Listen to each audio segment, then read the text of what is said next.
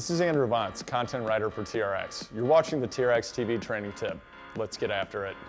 TRXtv this month has a strength focus. In the training tips so far, we've looked at end zones and slow motion as techniques you can use to generate a greater strength challenge with your TRX suspension training. Now we're going to add a third technique into the mix, isometric holds.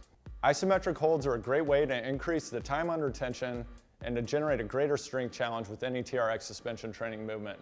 We're going to have Dan run through a few reps of the TRX push-up applying the end zone, slow motion, and isometric techniques. So first I'm going to have Dan start out by coming up to the start position of the TRX push-up. We're going to make sure he has a solid plank locked in with really deep muscular engagement. This is one of the end ranges of motion or end zones. Okay, then he's going to drop down to the bottom. So he's found his other end zone. Then he's going to come back up in slow motion, which is increasing his time under tension and generating a greater muscular challenge.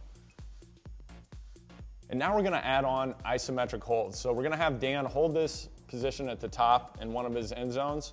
Go ahead and drop back down, hold it there. And as you can see, his form's starting to degrade a little bit. So we're going to have him focus on really squeezing his core. Now he's going to push back up to the top of the movement. And as you can see, he's generating some pretty tremendous muscular tension and a very deep strength challenge using a very simple movement.